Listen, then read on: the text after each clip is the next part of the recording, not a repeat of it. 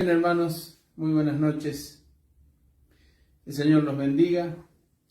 Vamos a comenzar rogando al Señor nos acompañe, rogando su palabra sea de edificación para nosotros, y también orando por aquellos hermanos que en esta misma hora están pasando situaciones difíciles por internación, para que el Señor consuele las familias que han sufrido pérdidas, y también para agradecer porque en medio nuestro hemos visto al Señor ayudar, efectuar la recuperación pronta, eficaz de todos los hermanos en general. Así que donde esté, hermanos, cierre sus ojos. Esperamos que cada familia esté atenta, escuchando, participando, cada hermano lo esté. Porque si no aprovechamos de esta manera nuestro tiempo, entonces cuando las cosas se normalicen, seguramente en lugar de haberse mantenido o crecido en este tiempo, encontraremos debilidad espiritual, raquitismo incluso, cuando podemos aprovechar este tiempo. Así que, donde esté, hermano, oramos. Cierre sus ojos, por favor. Bendito Dios y Padre, en el nombre de Jesús queremos darte gracias. Nos has guardado, nos has traído hasta aquí, y quisiéramos pedirte en favor de nuestros hermanos que están pasando momentos de dificultad, de enfermedades, de internación, como nuestro hermano el pastor Escobar, Elías Vargas. También pedirte por consuelo para quienes han perdido seres queridos, familia Risco y tantos otros, Señor. Nuestra gratitud por tu intervención y favor para nuestra pequeñita Emilia, y Señor, descansamos en tus manos, en tu voluntad. Pedimos que extiendas desde este lugar a toda América, a todas las provincias, a todas las naciones, donde testimonios de la fe en Cristo estén instalados. Tu presencia, tu voz, tu palabra. En el nombre de Jesús. Amén. Muy bien, hermanos. Vamos a continuar con el libro de los Hechos, como en estas últimas 2 o 3 cultos anteriores hemos hecho. Vamos a tomar el capítulo 12, pero antes vamos a hacer un breve recorrido de lo que fue sucediendo o cómo fueron sucediendo las cosas a partir que iniciamos nosotros de tomar este tema o este libro como base para meditar, para edificarnos, respecto a lo cual tanta necesidad tenemos. Como seguramente recordarán,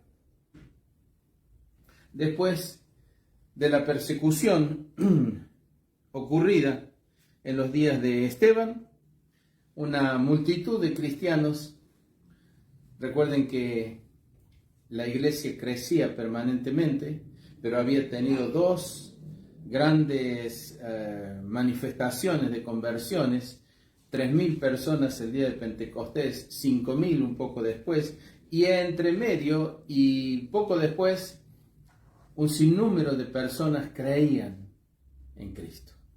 Así que la multitud de creyentes, hasta entonces denominados discípulos, era muy grande, y se extendía. Es allí donde se instala un hecho que es la acusación contra Esteban, su juicio, si lo podemos llamar así, y su muerte.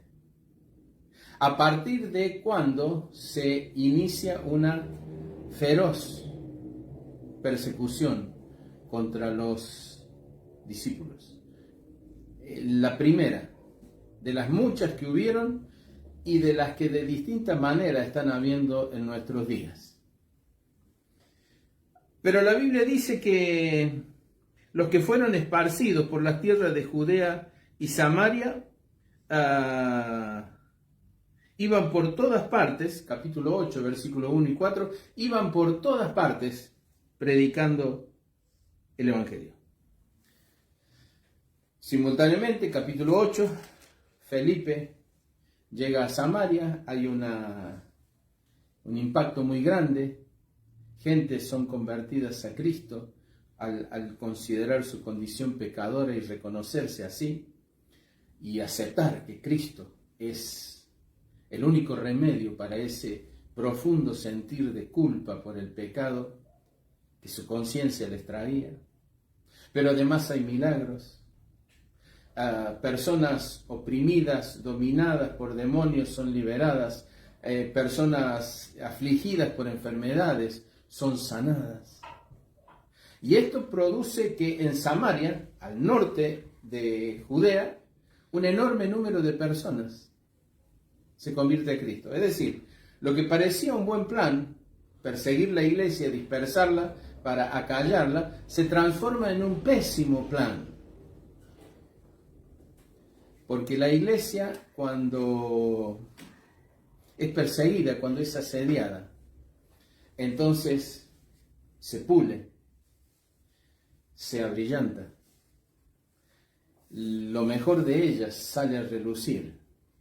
Y todos aquellos valores mediocres, como los que se predican en algunos lugares, prosperidad, etc., quedan por lo menos en un segundo plano, podría ser más.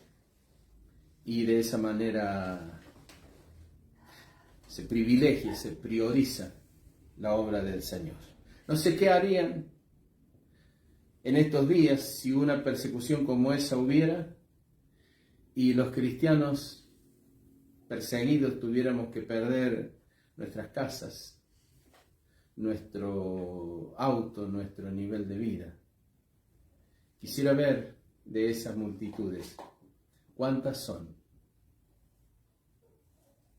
los que permanecen en la fe. Así que, bueno, la persecución se extiende y a medida que se extiende va ocurriendo este fenómeno por todos lados, por todos lados. Capítulo 9 nos habla del encuentro de Pablo o Saulo, por entonces de Tarso, en el camino a Damasco con el Señor, toda la situación que viven allí, la conversión, el llamado, escapar de Damasco en una canasta atada con cuerdas por uno de los muros, la llegada a Jerusalén y la partida, ante el peligro que la vida de Saulo corría, la partida de este a Tarso. Es en este momento donde la persecución disminuye, la presión afloja. Y es entonces que encontramos este versículo 31 en el capítulo 9. Las iglesias entonces tenían paz, del que ya hablamos, y eran edificadas andando en el temor del Señor. Es decir, la edificación está ligada a la santidad. Y se acrecentaban, crecían, fortalecidas por el Espíritu Santo. Así que sobre la base de estas dos verdades, la edificación como consecuencia del temor del Señor, algo que buena parte de la iglesia occidental ha perdido. Divorcios, a montones, relaciones prematrimoniales incontables, relación con el mundo cada vez más promiscua. Y entonces la edificación se detiene. El crecimiento profundo e invisible, real, queda en stand-by, como se dice ahora. Y por lo tanto, no es por la obra del Espíritu Santo que se acrecienta el número, por un mensaje humanista, material, motivacional. Pero no así en aquellos días. Continúa todo esto. A partir de ese momento el apóstol Pedro se dirige a Lida, de allí a Jope, la resurrección de Dorcas. Y nos encontramos con el capítulo 10, que es el momento en que un buen hombre, un militar, un centurión, Cornelio, un hombre piadoso de oración, que tenía una profunda, una verdadera búsqueda de Dios, pero no encontraba cómo llegar hasta Él, es escuchado. Dios le envía un mensaje y simultáneamente al apóstol Pedro. Y así es como, por estos dos llamados, finaliza encontrándose. Pedro predica, un número grande de gente se convierte y aparece ese texto tan importante que hemos visto en estos días también, que son palabras de Cornelio, el centurión romano que vivía en Cesarea, cuando le dice a Pedro: todos nosotros estamos aquí en la presencia de Dios. Y esto es lo que tenemos que comprender, que cuando estamos en un culto, o cuando sea de los presenciales como tuvimos por años en todas las iglesias, o sea de este tipo, tenemos que saber que estamos en la presencia de Dios, si es que lo estamos. Cornelio, su casa, sus amigos, los que habían sido afectados por su piadosa manera de vivir, estaban reunidos en la presencia de Dios. No reunidos, reunidos en la presencia de Dios. Y finaliza su idea diciéndole a Pedro: estamos reunidos en la presencia de Dios, es nuestra responsabilidad para oír lo que Dios te ha mandado. No estaban para oír qué opinaba Pedro de la vida bajo el Imperio Romano, la pobreza o los grandes esfuerzos que significaba pescar en el mar de Galilea. No. El motivo de la reunión era oír lo que Dios le había mandado a Pedro, de quien reconocían autoridad espiritual para hablar en nombre de Dios, y por lo tanto ellos sabían que su deber era estar en la presencia de Dios. Se prepararon de esa manera porque venía una palabra de parte de Dios a través de Pedro.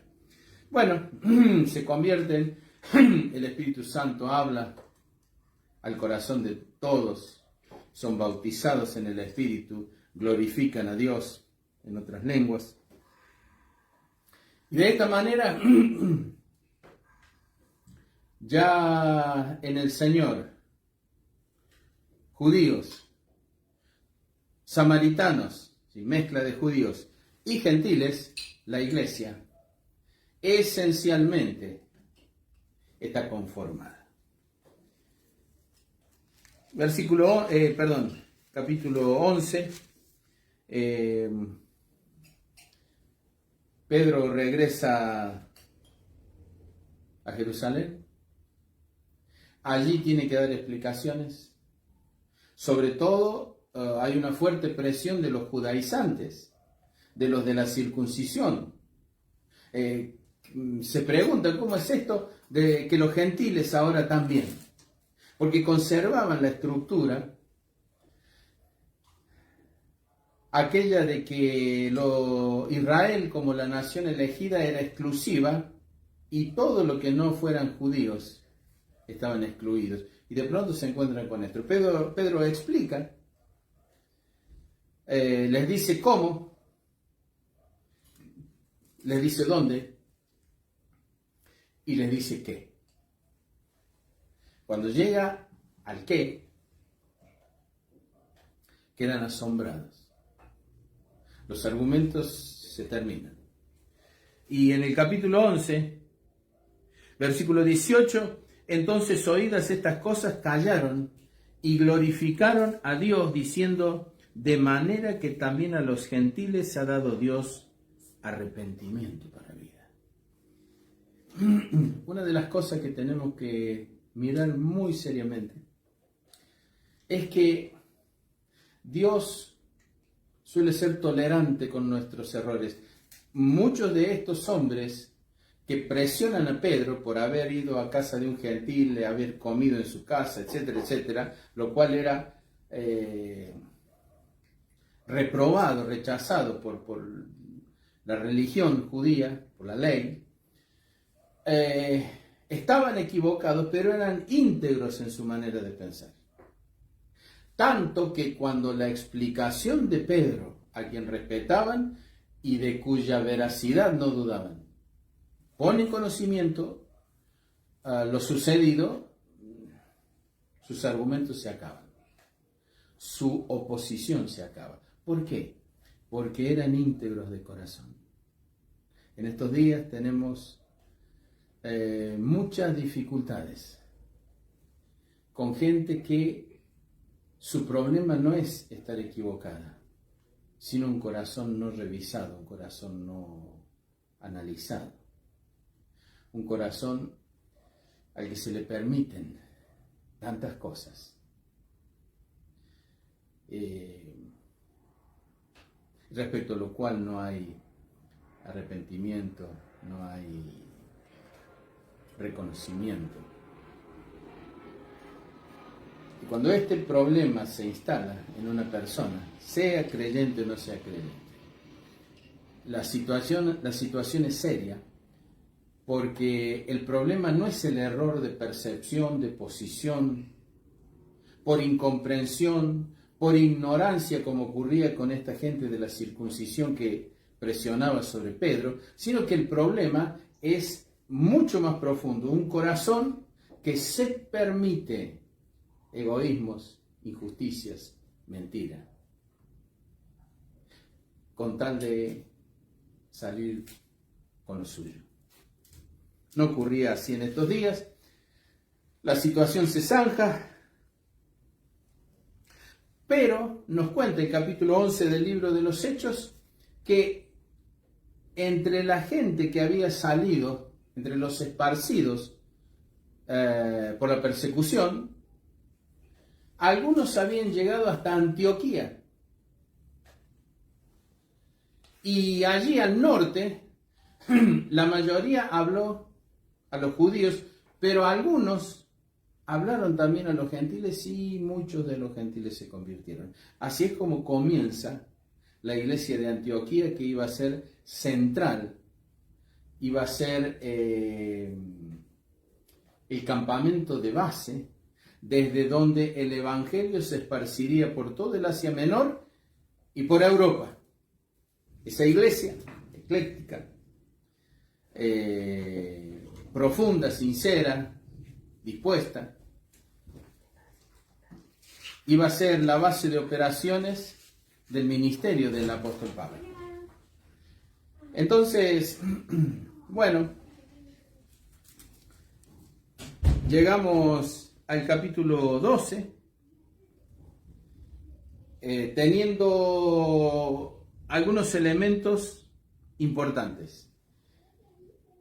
A la iglesia de Antioquía es enviado Bernabé para ver cómo están las cosas, qué es lo que está pasando ahí.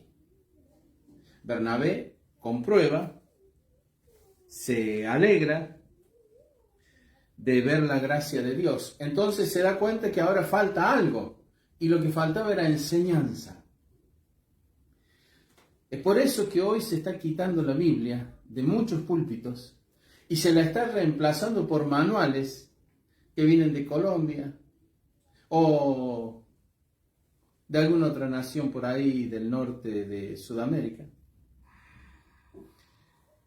Y al no ser la palabra de Dios la que se vuelca, lo que se aprende no es cristianismo, sino otra cosa. Bernabé advierte que esos creyentes nuevos, fervorosos, santos, limpios, necesitan de la palabra del Señor.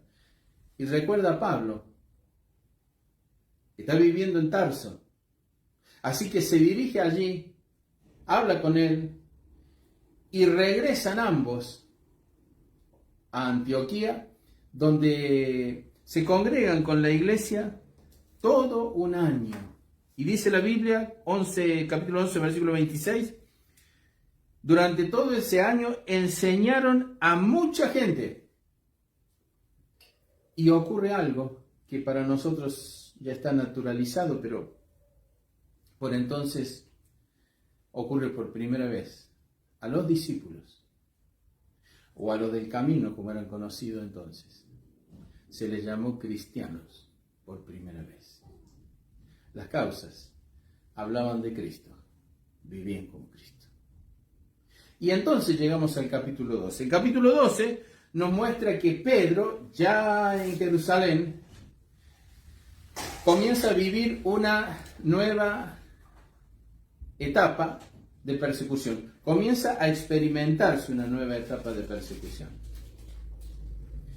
Proviene de la esfera política más alta, Herodes. La persecución anterior nació y creció en el corazón de los dirigentes judíos. Esta nace en la cabeza política, Herodes. La Biblia nos dice que Herodes, capítulo 12, versículo 1, echó mano a algunos de la iglesia para maltratarlos. Pero también nos dice que mató a espada a Jacobo, uno de los 12, el hermano de Juan, el apóstol Juan. Y aparece algo que nos pinta de cuerpo entero a un político. Y lo que pinta de cuerpo entero, uno de los aspectos, es la rapidez con la que leen las situaciones que se van generando en el transcurso, en el quehacer cotidiano. Había maltratado a algunos cristianos, había ejecutado a Jacobo, y dice la Biblia, viendo que esto había agradado a los judíos. Es esa percepción del político. ¿Qué es lo que agrada? Para afianzar su posición, su poder, y entonces llevar a cabo, proporcionar lo que a los demás les gusta. Y esto explica seguramente mucho de lo que vemos en el mundo entero, pero muy particularmente en muchos países de Sudamérica y en Argentina. Como ciertas cosas agradan y las multitudes son necesarias, entonces se hace eso que agrada, no por convicción, no por que salga del corazón, sino porque la visión del político le permitió comprender, percibir, que le resultaba conveniente favorecer eso que había advertido a un gran grupo de personas le agradaba. El problema es que quienes piensan así no saben que están muchos peldaños por debajo de quien verdaderamente es la máxima autoridad: Dios. Así que, con las cosas de esa manera, toma una decisión Herodes, toma preso a Pedro, están encima de la Pascua, no lo puede ejecutar allí, así que espera que la Pascua pase para que inmediatamente de ocurrido eso, matara a Pedro. Pero hay un detalle. Mientras los judíos están agradados de que Pedro esté preso y de que Jacobo haya muerto. Capítulo 12, versículo 5. Así que Pedro estaba custodiado en la cárcel. Pero la iglesia hacía sin cesar oración por él. Así que Pedro estaba custodiado en la cárcel, pero la iglesia no estaba custodiada en la cárcel. Estaba en libertad. ¿Y qué hacía? Sin cesar hacía oración por él. Y esto es lo que hemos propuesto. Bueno, no hemos tenido muchas respuestas. Esperamos tenerlas. Particularmente de los matrimonios jóvenes, que no son pocos. Y dentro de los matrimonios jóvenes, de los varones, sobre quienes Dios va a depositar más tarde o más temprano el peso, la responsabilidad de la continuidad de la iglesia, si es que el Señor no viene antes. Así que Pedro, custodiado en la cárcel, 4 grupos de 4 soldados se habían formado. 2 estaban permanentemente encadenados a Pedro en la celda y 2 fuera de ella en la cárcel, guardando como centinelas el ingreso o el egreso de personas. Pero mientras eso ocurre, la iglesia hacía sin cesar. Nosotros pedimos pocos minutos, proponemos pocos minutos diarios, con la certeza que esto puede cambiar absolutamente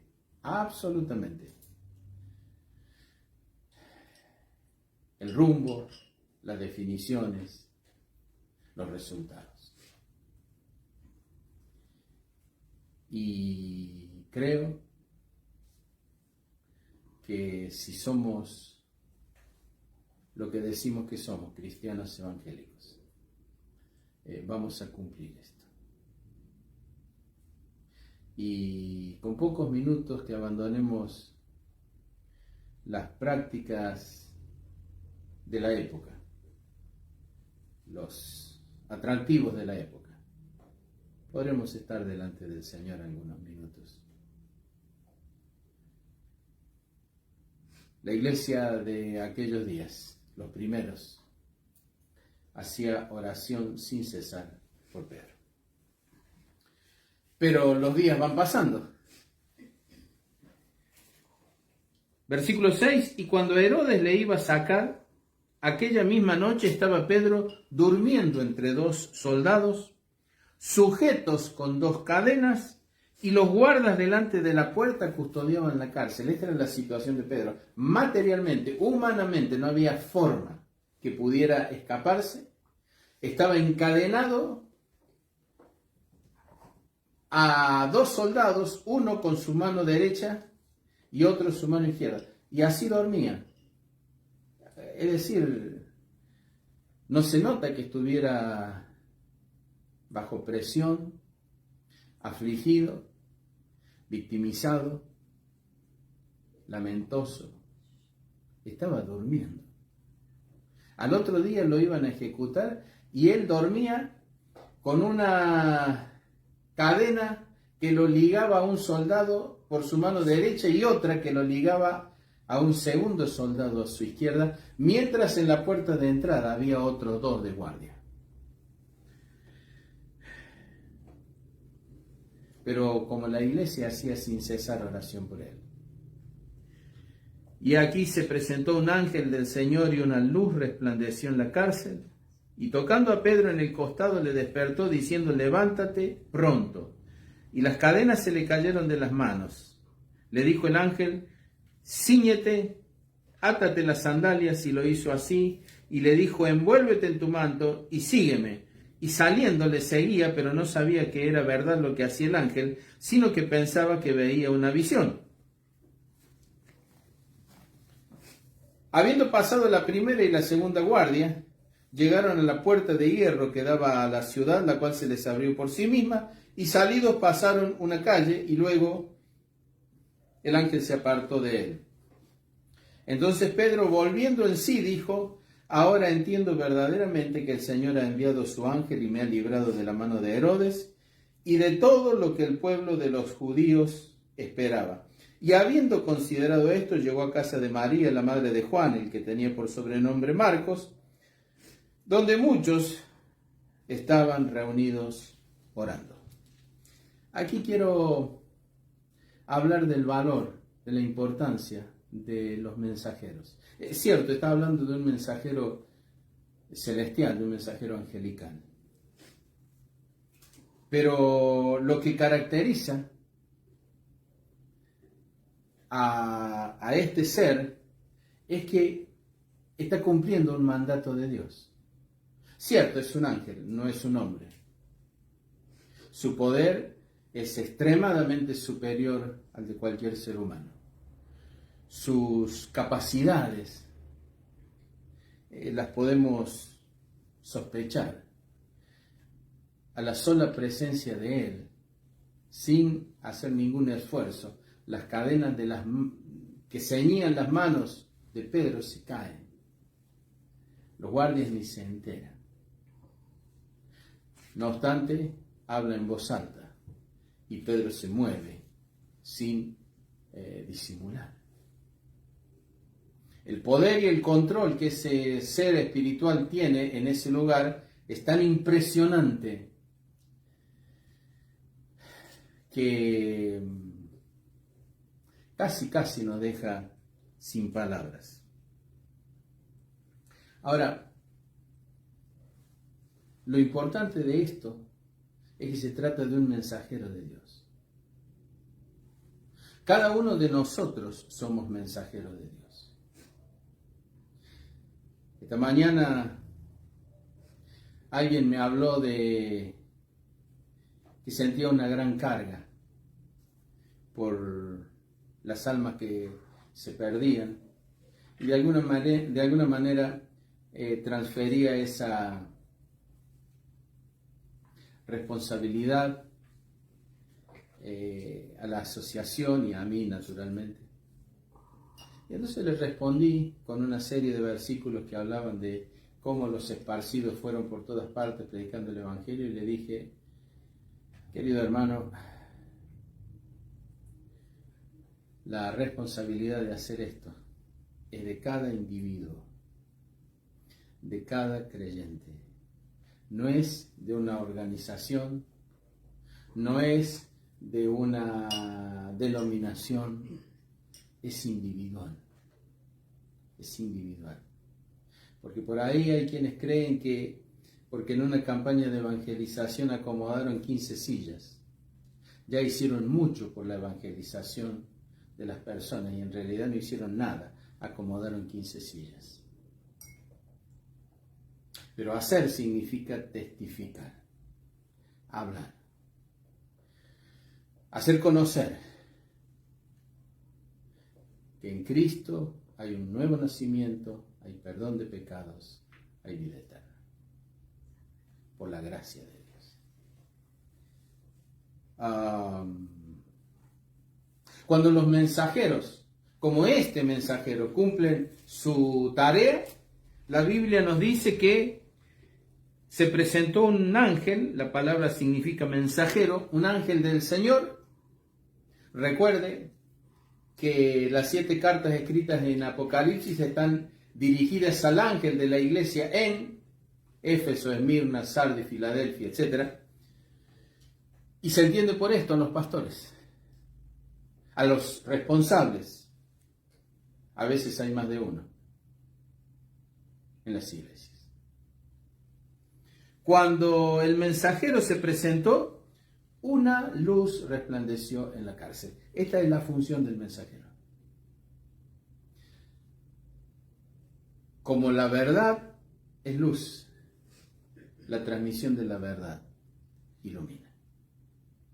¿Y qué ilumina? Ilumina la ignorancia, ilumina el peligro de muerte eterna, ilumina el ámbito donde el esclavo, el encadenado, el preso se encuentra.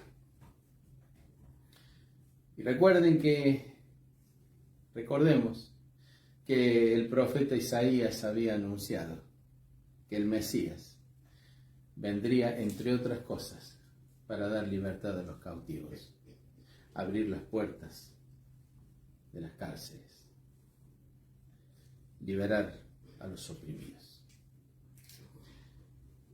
Y en cada una de las aplicaciones a las que nos refiramos, vamos a ver siempre esto. Así que una luz resplandeció en la cárcel. ¿Y qué hace el mensajero? Lo primero que el mensajero tiene para hacer, lo que me toca a mí, lo que le toca a cada uno de los varones en sus hogares como esposos o como esposos y padres, está descrito acá. Lo primero que hace es despertar. El sueño es agradable. No conozco a nadie, hasta hoy, tengo varios años, que le guste despertarse, que le guste que lo despierten. La tarea, la función del mensajero es despertar. Sacar de esa zona confortable, agradable. Lo primero que hizo, le despertó. Luego le urgió, levántate pronto. No es una tarea apreciada a veces, la de los mensajeros. Queremos más bien, o tenemos más bien la idea que todo debe ser en brazos, acunando suavemente, con palabras dulces y arrumacos. Cuando la luz entró en esa celda, no entró suavemente, irrumpió. Cuando el mensajero despierta, es para que se salga del sueño. Puede haber rebelión, enojo, molestia, irritación y mil cosas, pero su tarea es despertar. Lo que sigue es surgir. Hay que salir de aquí. Levántate pronto. Y tras las palabras ocurre el milagro. Las cadenas que fijan, que ligan, que inmovilizan a los presos tienden a caer. ¿Qué son las cadenas? Las cadenas es esa ceguera mental que impide ver, que impide comprender, que impide entender, que se está en esclavitud, aunque se crea que se vive en libertad, porque se hace lo que se quiere.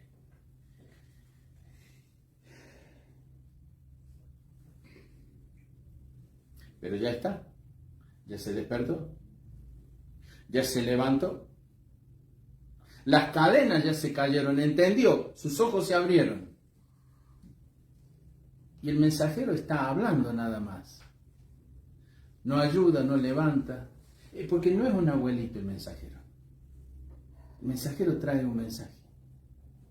Así que sigue transmitiendo el mensaje. Número 1, cíñete, atate el cinto. Ajustate. Átate las sandalias. Se ve que Pedro venía medio lento, con la somnolencia o no sé qué. Pero el mensajero tiene un mensaje urgente. Y siempre que se hable de mensajero, hay que pensar que el primer y el mayor beneficiado por el mensaje a transmitir nunca es el mensajero. El mensajero no se beneficia al transmitir el mensaje. El mensajero no obtiene ganancia por transmitir el mensaje. Probablemente reciba rechazo y muchas veces repudio, porque se lo considere descorazonado. En realidad no es esa la palabra que debía utilizar. Se lo considere frío, tosco, áspero.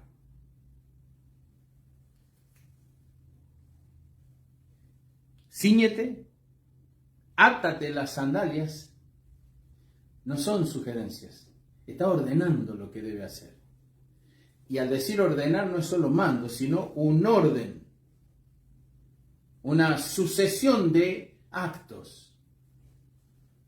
Ajústate el cinto, cíñete, átate las sandalias, envuélvete en tu manto. Cierto, el manto de Pedro tenía que ver con la necesidad por la oscuridad, tal vez por el frío. Tenemos que ceñir nuestro lomo con la verdad. Ceñirnos o atarnos el cansado del Evangelio. Envolvernos con el manto de la verdad. Está faltando verdad en esta iglesia occidental y cristiana. Y en ella no es difícil destacarse. Con la verdad sobra. Envuélvete en tu manto y luego sígueme. Mire, no lo agarra de la mano como ocurrió con aquellos 2 enviados a Sodoma, que prácticamente tuvieron que arrastrar a Job, a sus hijas y a su mujer. Y a pesar de que las arrastraban de la mano, su mujer giró para mirar donde había dejado su corazón, porque estaba huyendo de Sodoma, pero había dejado el corazón en el lugar. Y la consecuencia fue un juicio inmediato. Acá no hay nadie que agarra a nadie. No hay nadie que arrastra a nadie. ¿Le despertó? Le urgió que se levantara y las cadenas se cayeron. Cíñete, átate las sandalias, envuélvete en tu manto y sigue. Y Pedro lo hace. Esta es la característica del mensajero. Cada padre de familia debe ser un mensajero. Cada esposo debe ser un mensajero y cada ministro, cada llamado al ministerio tiene las mismas tareas. Y Pedro saliendo le seguía, pero todavía no sabía que era verdad lo que estaba experimentando, sino que pensaba que veía una visión. Sí, todavía no estaba consciente de lo que pasaba. Pero hace. En lugar de oponerse, obedece. En lugar de rechazar, acepta. En lugar de levantarse en contra, se somete, se sujeta. Y como resultado de eso, pasada la primera y segunda guardia, llegaron a la puerta de hierro, la que daba a la calle, y ésta se abrió sola. Cuando se escucha la voz del mensajero, las puertas de la cárcel se abren solas. No hace falta fuerza, porque esas puertas tienen que ver con ceguera espiritual, tienen que ver con opresión. Son las puertas de la esclavitud que solo ceden ante la verdad. Y en presencia del mensajero, en presencia de este mensajero de Dios, las puertas de hierro se abrieron por sí mismas. Caminaron juntos una calle y de pronto el mensajero desapareció y le dejó solo. ¿Por qué le deja solo? Porque el guiar tiene un tiempo. Y después que se marcaron las pautas en ese tiempo, es deber del libertado seguir el camino que el mensajero marcó. Somos mensajeros. Y servimos en la iglesia. La iglesia no es una guardería. Y los salvados no son niños. No somos niños. Así que después que el mensajero cumple toda su tarea, el receptor del mensaje tiene que seguir su camino. En un sentido está solo porque el mensajero no está al lado, pero en otro sentido todo lo que el mensajero le dejó lo acompaña. Así que de pronto se da cuenta, volviendo en sí, como casi la misma expresión que con el hijo pródigo, volviendo en sí dijo: ahora entiendo verdaderamente que el Señor ha enviado su ángel, su mensajero, y me ha librado de la mano de Herodes y de todo lo que el pueblo judío esperaba. Y habiendo considerado esto, significa estar consciente como resultado de una percepción mental, se dirigió a la casa de la madre de Marcos. Y luego sale de allí y se oculta. Mientras tanto, al día siguiente, Herodes, que estaba listo para montar su espectáculo, le falta el protagonista principal, que era el preso. Los guardias, a los que le había tocado en turno estar encadenados con Pedro, no pueden dar una explicación. La cadena está cerrada en sus muñecas, pero en el otro extremo no están los brazos de Pedro. Pedro ha desaparecido. Los guardias de cada una de las dos puertas internas no pueden dar explicaciones de que alguien haya pasado por allí. Nadie tiene idea cómo se abrió la puerta de hierro que daba a la ciudad. Como consecuencia de esto, Herodes,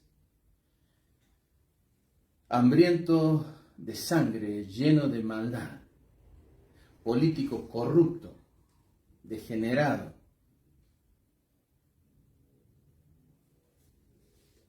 manda matar a los guardias. Y enojado, sale de Judea y se va a Cesarea. En Cesarea vivía Cornelio,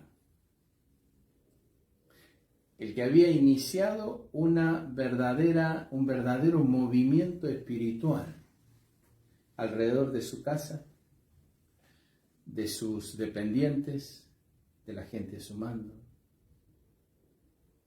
por su carácter piadoso, su vida santa, su vida de oración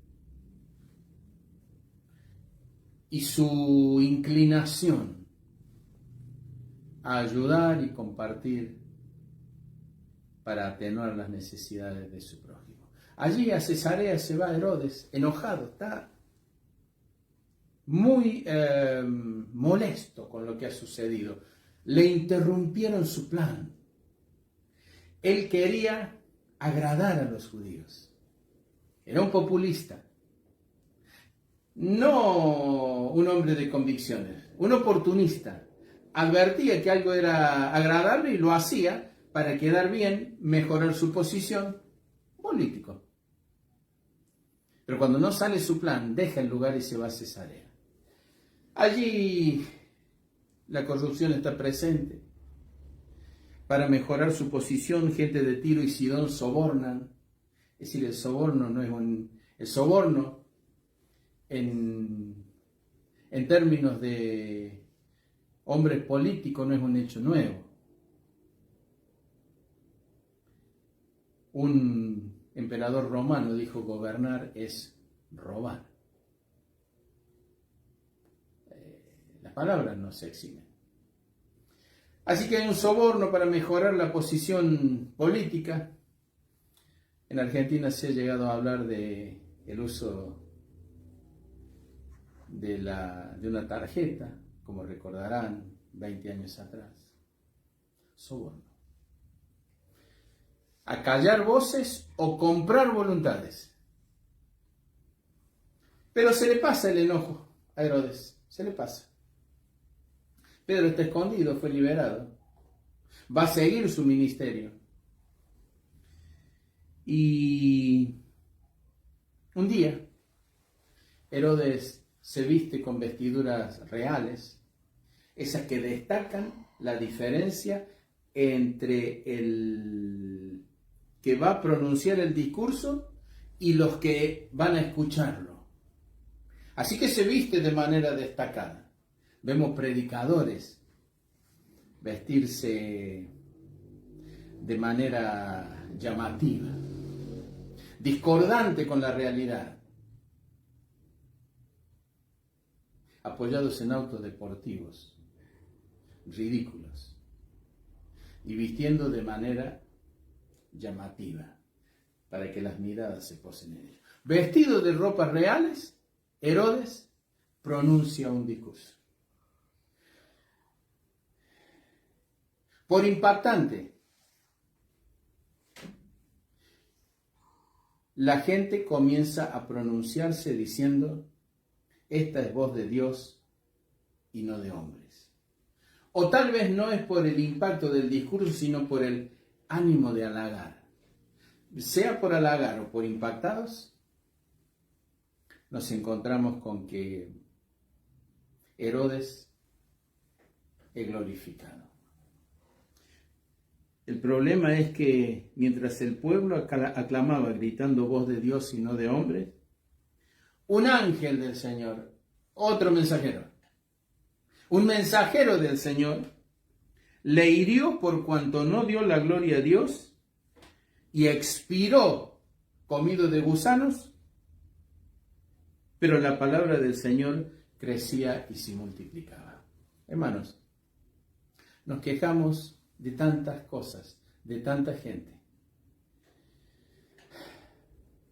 de tantos gobernantes, de la manera que los siervos de Dios, los hijos de Dios, estamos en manos del Señor y sus mensajeros para guiarnos, para que la luz entre, para que las cadenas caigan, para que maduremos, ciñéndonos, atándonos la sandalia, apresurándonos a hacer lo que nos toca, envolviéndonos con el manto de la verdad y siguiendo al Señor.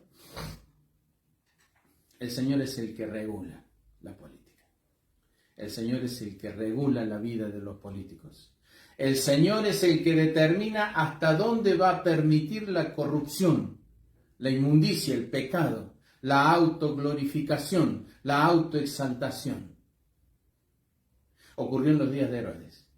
También va a ocurrir en los nuestros.